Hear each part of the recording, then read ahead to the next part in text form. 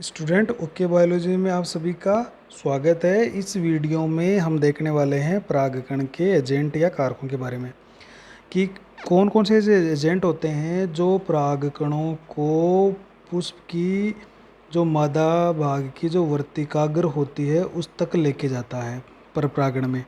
तो वो एजेंट पढ़ने वाले हैं अपन। तो हम इसमें पढ़ेंगे परागकण के अभिकर्मक या इसको हम अभिकर्ता भी कह देते हैं। अभिकर्ता या कारक या एजेंट बोल देंगे इसको कि ऐसे कौन से एजेंट होते हैं, कौन से कारक होते हैं। तो सही वर्ड तो वैसे इसके लिए अभिकर्ता है। तो किताब में जैसे कई बार कर्मक या अभिकर्मक लिखा होता है तो उसको अपन एजेंट या कारक भी कह देंगे। देखिए परागण में परागकणों के वर्तिकाग्र तक स्थानांतरित करने के लिए बाह्य साधनों अभिकर्मक एजेंट या कारकों की आवश्यकता होती है। वैसे अभिकर्मक की जगह आप अभिकर्ता शब्द अगर काम में लेते हो तो वो ज़्यादा अच्छा रहेगा। अभिकर्ता एजेंट या कारकों की आवश्यकता होती है। ये अभिकर्ता जीवीय यानी जैविक हो सकते हैं या अजीवीय यानी निर्जीव हो सकते हैं। ये जो अभिकर्ता या जो कारक होते हैं जो परागकणों को लेके जा रहे हैं ये जैविक भी हो सकते हैं तो अजैविक भी हो सकते हैं। जैसे ये एजेंट है, अभिकर्ता है, ये कारक, तो ये जीवी कारक है। जैसे कोई कीट है, कीट में जैसे मधुमक्खी है, पक्षी है, चमगादड़ है, सर्प है, तो ये सब जीवी कारक है, सब सजीव है। अजीवी कारक में कौन कौन होता है? जैसे हवा है, वायु आपकी, और पानी या जल, ये अजैविक है। तो ये भी परागकणों को लेके जाते हैं। जैसे जल तो जलीय पौधों में लेके जाएगा, वायु है वो वायु परागित जो पौधे तो उसमें परागकण वायु से उड़ते हुए एक स्थान से दूसरे स्थान पर पहुंच जाते हैं। तो ऐसे कुछ एजेंट होते हैं जो परागकणों को वर्तिकाग्र तक स्थानांतरित करते हैं। उन एजेंटों को अपन पढ़ने वाले हैं। तो कुछ प्रमुख अभिकर्मक या कारक पढ़ेंगे अपन। अभिकर्ता या कारक पढ़ने वाले हैं जिसको अपन एजेंट भी बोलते हैं। क्या बोलते हैं? एजेंट। देखिए फर्स्ट पढ़ेंगे अपन वायु को। देखिए वायु क्या है, तो वायु किस तरह से करते हो। वायु बहुत एक स्पेशल एजेंट है। परागकण के अजैविक कारकों में सर्वाधिक सामान्य प्रकार का परागकण अभिकर्मक वायु है या अभिकर्ता वायु है। जब वायु द्वारा परागकणों का स्थानांतरण होता है तो उसे वायु परागण भी कहते हैं। तो जब वायु परागणों का स्थानांतरण करती है तो उसको वायु परागण कह देंगे। वायु परागित परागकण, ये इंपॉर्टेंट बात है रही है यहाँ पर। वायु परागित परागण छोटे होते हैं तभी वो उड़ेंगे, हल्के होंगे तभी वो उड़ेंगे, शुष्क होंगे, चिकने होंगे और चिपचिपाहट रहित होते हैं। ये ध्यान रखिएगा।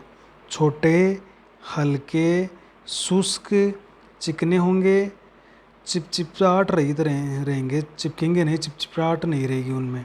तो ऐसे पादपों में बेहतर अनावर्त खुले पुंकेसर होते हैं। वर्तिकाग्र पिछ या पक्षमा भी युक्त होती है ताकि परागकणों को आसानी से पकड़ सके। जैसे भुट्टा, आपने मक्के का भुट्टा देखा है, उसकी वर्तिकाएं किस तरह से बाहर जैसे कोई बाल फैले हों उस तरह से वो फैली रहती है। जैसे ये भुट्टा है तो उसके वर्तिकाएं फैले हुए हैं। जैसे ये परागकण जब हवा से उड़कर इस पर गिरेंगे तो ये वर्तिकाएं इन परागकणों को पकड़ लेगी। तो यही है कि इनके जो पुंकेसर होते हैं वो खुले होते हैं, अनावर्त होते हैं, और वर्तिकाग्र या जो वर्तिकाएं होती है वो लंबी या पक्षमा भी होती है जो आसानी से परागकणों को पकड़ लेती है। जैसे भुट्टा इसका एक उदाहरण है। तो ये वायु परागण। तो इसमें इंपॉर्टेंट बात तो क्या है, एक तो ये है कि वायु परागित, यहाँ से प्रश्न आता है एक तो कि वायु परागित परागकणों की क्या विशेषता होती है। तो ये विशेषता ज़्यादातर पूछते हैं कि वायु परागित परागकण कैसे होते हैं। तो छोटे होते हैं, हल्के होते हैं, शुष्क होते हैं, चिकने होंगे। चिकने इसलिए होंगे ताकि वो कहीं पर अटके नहीं, और चिपचिपाहट रहित रहेंगे। चिपचिपाहट अगर रहेगी तो वो कहीं पर भी चिपक सकते हैं, इसलिए चिपचिपाहट नहीं होगी। चिकने होंगे लेकिन चिपचिपाहट नहीं होगी। नेक्स्ट देख लेते हैं अपन जल द्वारा परागण। ये देखिए, तो जल द्वारा यानी जब जल द्वारा परागण की क्रिया होती है तो उसको जल परागण कहते हैं। जब जल परागण की क्रिया करेगा तो उसको हम क्या कह देंगे? जल परागण कहते हैं। जल परागण मुख्यतः जलीय पादपों में पाया जाता है। ये एक नेचुरलिटी होती है कि जल परागण है वो जलीय पादपों में ज़्यादा मुख्य रूप से परागण करेगा। लेकिन कई बार ये स्थलीय पौधों में भी करता है। जैसे पुष्पी पादपों में जल परागण काफ़ी दुर्लभ होता है। दुर्लभ का मतलब है बहुत कम देखने को मिलता है। ये लगभग 30 वंशों तक ही सीमित होता है और वह भी अधिकतर एक बीजपत्री पादपों में। तो एक बीजपत्री पादप होते हैं, उनके कुछ ही वंशों में जल है वो परागण करता है, बाकी जलीय पौधों में तो नॉर्मली करता है। निम्न जो पादप होते हैं जैसे शैवाल है, एल्गी, ब्रायोफाइट्स है, टेरिडोफाइट्स है, इनमें भी नर व मादा युग्मकों के निषेचन हेतु जल की आवश्यकता होती है। तो इनमें शैवाल, ब्रायोफाइटा, टेरिडोफाइटा में जरूर जल है वो आपके परागण में या युग्मकों को निषेचन करने में महत्वपूर्ण भूमिका निभाता है। बिना पानी के इनमें निषेचन नहीं होगा।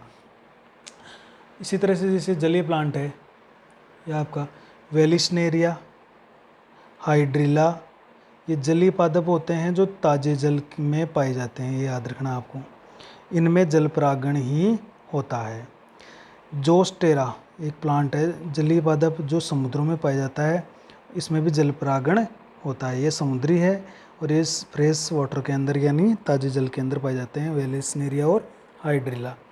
लेकिन कुछ अपवाद देखिए, जलकुंभी जिसको वाटर हायासिंथ या एक हमने इसको फर्स्ट लेसन में क्या कहा था, बंगाल का आतंक भी कहा था, या जलाशयों की माँ विपत्ति भी कहा था इसको हमने। तो ये जो जलकुंभी है, जो जल वाटर हायासिंथ है, वाटर लिली है जिसको अपन कुमुदिनी भी कहते हैं, ये भी जलीय पादप होते हैं। लेकिन इनमें जो परागण होगा वो कीटों के द्वारा या वायु के द्वारा होता है। जैसे वाटर लिली हो चाहे जलकुंभी हो, इनके अंदर कीट और वायु दोनों तरह से परागण होता है। क्योंकि ये जो पौधे होते हैं ये पानी की सतह पर तैरते हुए रहते हैं। पानी की सतह पर रहेंगे तो वहाँ पर कीट आके बैठेगा या हवा चलेगी तो इनमें परागण की क्रिया संपन्न होगी। कहने का मतलब है रहते पानी में हैं, निवास स्थान इनका पानी है, लेकिन परागण की क्रिया जल नहीं करता है, कीटों और वायु के द्वारा करता है। इसलिए ये जो अपवाद है ये थोड़ा इम्पोर्टेंट यहाँ पर बन जाता है। अब एक अपन स्पेशल पौधे का उदाहरण लेते हैं, वेलिस्नेरिया, जो ताजे पानी में पाया जाता है और उसमें बहुत ही स्पेशल टाइप का अपन परागण देखते हैं। तो देखिए वेलिस्नेरिया में विशिष्ट जल परागण कैसे करता है ये देखो। तो वेलिस्नेरिया एक जल निमग्न एक लिंगी पादप होता है। जल निमग्न का मतलब होता है पूरी तरह से जल में डूबा हुआ होता है। एक लिंगी पादप मतलब एक नर अलग है और मादा अलग है। इसका नर जो पादप होता है वो अधिक संख्या में नर पुष्प निर्मित करता है यानी बनाता है, जो टूटकर, जैसे नर पुष्प टूटेंगे तो वो जल की सतह पर तैरने लगते हैं। और इसी तरह से मादा पादप वो मादा पुष्प निर्मित करता है। मादा पुष्प की विशेषता देखिए, मादा पुष्प एक लंबे कुंडलित डंठल वृंत पर लगे होते हैं। जैसे एक बार चित्र देखो, ये तो नर पुष्प है जो आप देख रहे हैं इधर, ये मादा पुष्प है, ये मादा पुष्प है, ये जो आप देख रहे हो ये मादा पुष्प है। ये एक कुंडलित वृंत या डंठल पर लगा हुआ है। तो ये इसकी एक बड़ी विशेषता है कि इसमें मादा पुष्प एक लंबे कुंडलित डंठल वृंत पर लगे होते हैं। ये कुंडलित डंठल लंबा होकर मादा पुष्प को भी जल की सतह पर ले आता है। तो हमने कहा कि नर पुष्प है वो जल की सतह पर तैरते रहते हैं। तो ये जो मादा पुष्प होता है ये पहले पानी में डूबा रहता है, और ये जो कुंडलित इसमें डंठल है ये फिर लंबा होकर, जैसे इस पुष्प को ये कहाँ तक लेके आ गया, इस जल की सतह पर लेके आ गया। अब ये नर पुष्प है वो तैरते तैरते इस मादा पुष्प तक पहुंच जाएंगे और यहाँ पर ये परागण इससे चिपक जाएंगे। देखिए तो डंठल पर लगे होते हैं, ये कुंडलित डंठल वृंत लंबा होकर मादा पुष्प को जल की सतह तक ले आता है। अब जैसे ही नर पुष्प पानी के में तैरते हुए मादा पुष्प के संपर्क में आते हैं तो नर पुष्प के परागकोश फट जाते हैं और परागकण वर्तिकाग्र पर चिपक जाते हैं। तो इससे के बाद में क्या होने वाला है, परागण संपन्न होने के बाद मादा पुष्प बंद हो जाता है, वापस क्लोज हो जाएगा, और कुंडलित जो ये डंठल है ये इस मादा पुष्प को वापस पानी के अंदर खींच लेगा, द्वारा ये जल के अंदर खींच लिया जाता है। तो बहुत ही स्पेशल टाइप का वेलिस्नेरिया में है। मादा पुष्प पहले डूबा हुआ है, नर पुष्प, नर पौधा है वो नर पुष्प बना के तोड़ के उसको जल के ऊपर तैरते रहते हैं। मादा पुष्प फिर कुंडलित जो डंठल है उससे खींचकर पहले तो सतह पर जाएगा, फिर जैसे नर पुष्प इसके संपर्क में आएगा ये नर पुष्प के परागकोश फट जाएंगे, परागकण से चिपक जाएंगे और मादा पुष्प वापस बंद होकर इस कुंडल डंठल द्वारा वापस अंदर की तरफ खींच लिया जाता है, पानी के अंदर खींच लिया जाता है। फिर आगे का जो काम है वो पानी के अंदर ही हो पाता है। तो ये वेलिस्नेरिया में बहुत ही स्पेशल टाइप का जल परागण होता है, तो इसको आपको याद करना है। ये परीक्षा के लिए एक इम्पोर्टेंट टॉपिक है। नेक्स्ट देख लेते हैं अपन, इसमें कुछ और बिंदु देख लेते हैं। स्पेशल जो जल परागण पौधे करते हैं, देखो अनेक पादप जातियों में परागण लंबे और फीते जैसी संरचना के रूप में होते हैं। मतलब लंबे इस तरह से जैसे फीते जैसी संरचना में होते हैं, जो जल के भीतर बहते रहते हैं और अकस्मात ही कुछ परागण वर्तिकाग्र तक पहुंच जाते हैं और निषेचन संपन्न हो जाता है। ये इंपॉर्टेंट बात है यहाँ पर। जल परागित अधिकतर प्रजातियों में परागकणों को पानी के भीतर गीले श्लेष्म आवरण द्वारा सुरक्षित रखा जाता है। इन जल परागित जो पौधे होते हैं वो परागकणों को खोते नहीं है, वो जल के अंदर एक श्लेष्म का आवरण होता है, चिकनावरण, उसके अंदर उसको परागकणों को रख लेते हैं, उसको सुरक्षित रख लेते हैं और जब भी जरूरत पड़ती है उसको निषेचन में काम में लेते हैं। अब एक प्रश्न है जैसे यहाँ पे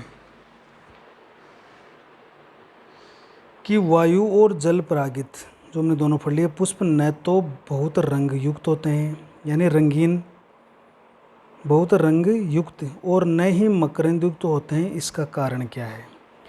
तो कारण ये है कि कीट परागित पादपों के पुष्प रंगीन, मकरंद युक्त और गंध युक्त होते हैं, क्योंकि ऐसे पादपों द्वारा परागण हेतु कीटों को आकर्षित किया जाता है। तो कीट परागित जो पादप के पुष्प होते हैं वो कीटों को आकर्षित करने के लिए होते हैं, कलर्ड। तो मकरंद होता है, गंध होता है, ताकि वो कीटों को आकर्षित कर सकें। जबकि जो पानी और जल के द्वारा परागण होता है उनमें इसकी जरूरत ही नहीं है। अतः वायु और जल परागित पुष्पों में रंग और मकरंद की आवश्यकता नहीं होती है। तो ये था आपका जल परागण। अब देखते हैं अपन कीट परागण। देखिए कीट, इंसेक्ट जो होते हैं, बहुत सारे कीड़े मकोड़े होते हैं, वो भी परागण में बहुत बड़ी भूमिका निभाते हैं। तो देखिए कीट में मधुमक्खियाँ जो अपने बीज, हनी बीज आती है, भौरे आते हैं, तितलियाँ आती है, बर आते हैं, चींटियाँ आती है, सल्ब आते हैं, बिट्टल आते हैं। ये बहुत सारे कीट होते हैं, वो परागण में सहायता करते हैं। सर्वाधिक कीट परागण मधुमक्खियाँ करती है, बीज, ये ध्यान रखिएगा। सबसे ज़्यादा कीट कोई परागण करता है तो वो मधुमक्खियाँ करती है। फर्स्ट नंबर पर मधुमक्खियाँ आती है और सेकंड नंबर पर आती है हमारी तितलियाँ। कौन आती है? तितलियाँ। तितलियाँ भी बहुत अधिक मात्रा में परागण करती है। तो ये जो कीट होते हैं, मधुमक्खियाँ, आप देखते हो पौधों के पुष्प पर मधुमक्खियाँ बैठती रहती है, यानी पूरे दिन भर वो परागण करती रहती है। अधिकतर कीट परागित पादपों के पुष्प बड़े होते हैं, रंगीन होते हैं, लाल, पीले, नीले, बहुत सारे अच्छे अच्छे कलर वाले पुष्प होते हैं, मकरंद युक्त होते हैं और सुगंध युक्त होते हैं। मकरंद एक अच्छा डिलीशियस फूड होता है जो उनको कीटों को दिया जाता है आकर्षित करने के लिए, और सुगंध होती है अच्छी, तो वो सुगंध जो होती है वो कीटों को आकर्षित करने के लिए है। तो ये जो काम होता है ये कीट परागित पुष्पों का है कि ये इनकी विशेषता क्या है। तो ये भी इम्पोर्टेंट बात है, ये परीक्षा में आ सकती है कि कीट परागित पुष्पों की विशेषता क्या होती है। तो वो बड़े होते हैं, रंगीन होते हैं, मकरंद युक्त होते हैं और सुगंध युक्त होते हैं। ऐसा इसलिए है ताकि कीट को वो आकर्षित कर सके। तो वो सुगंध हमारे लिए नहीं है, वो कीटों के लिए है, ताकि कीट आकर्षित होकर आए और उस पर वो बैठे। मधुमक्खी, ये जो मक्खियाँ जो होती है, फ्लाइज और बीटल जो होते हैं, ये क्या होते हैं, इससे परागित होने वाले पुष्प मलिन गंध उत्पन्न करते हैं, क्योंकि ये मलिन गंध को से ज़्यादा आकर्षित होते हैं मक्खियाँ और जो बीटल होते हैं। इसलिए इनके जो पुष्प होते हैं वो देखो ऑटोमेटिक मलिन गंध उत्पन्न करेंगे, मक्खियों और बीटल से परागित होने वाले पादप। कीटों को आकर्षित करने के लिए, कीटों को आकर्षित करने के लिए पुष्प कीटों को पारितोषिक के रूप में मकरंद और परागकण देते हैं। देखो पुरस्कार देते हैं।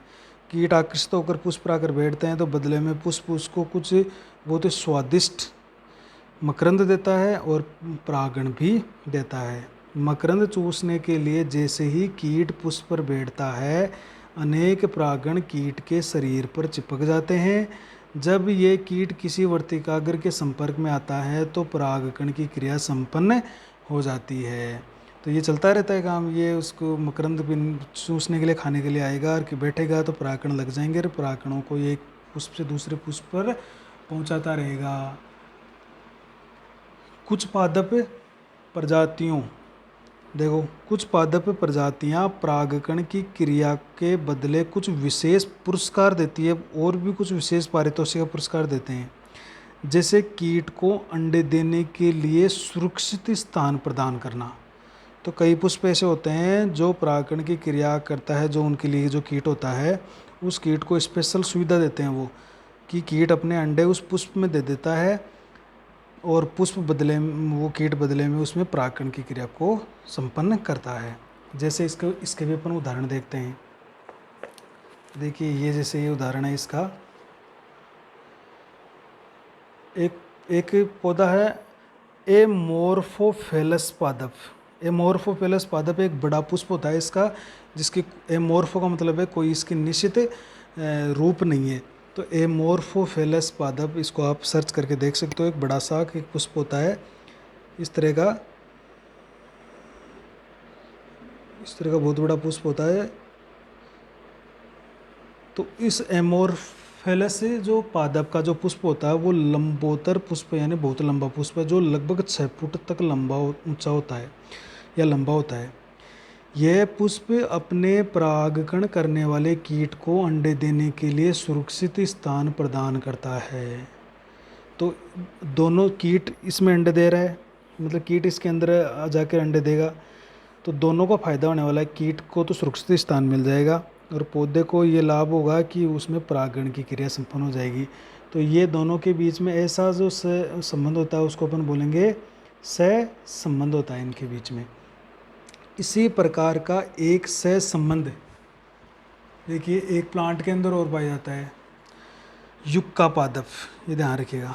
और सलभ जो मोथ होते हैं, युक्का, ये दोनों को याद रखिएगा। युक्का पादप और सलभ की एक प्रजाति के बीच में होता है, एक दोनों के बीच में एक ऐसा संबंध होता है।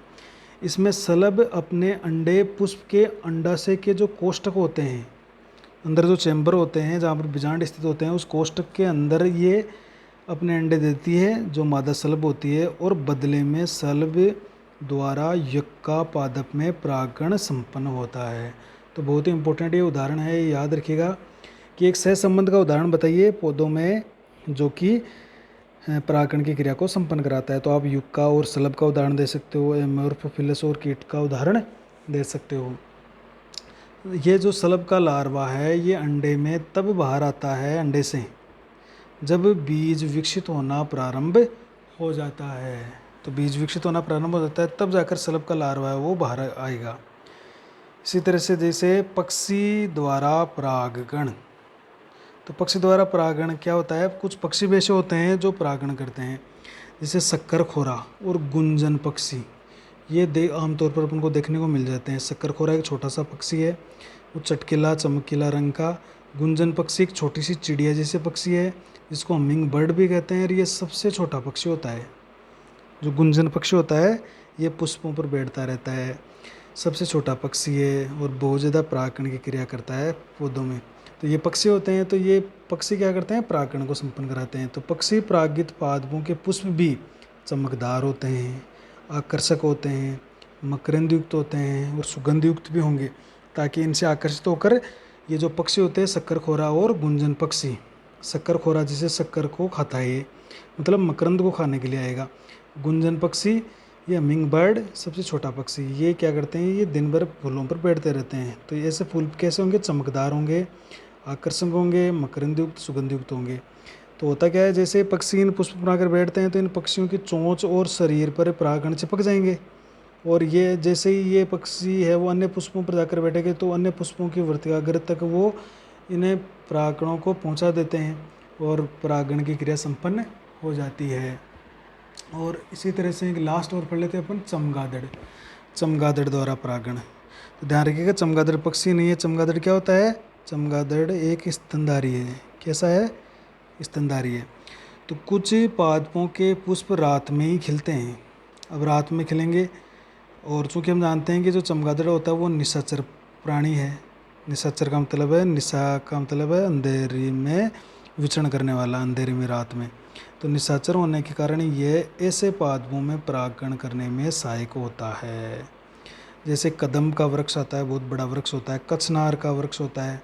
तो इन पौधों में ये रात में इनके पुष्प जब खुलते हैं तो ये चमगादड़ है वो इन पुष्पों पर जाकर बैठता है और परागण की क्रिया को संपन्न करवाता है। तो हमने पूरे लेसन में से जो भी आपके एजेंट थे उनको छांट कर हमने लिखा है, और आशा करते हैं कि आपको ये वीडियो ज़रूर समझ में आएगा।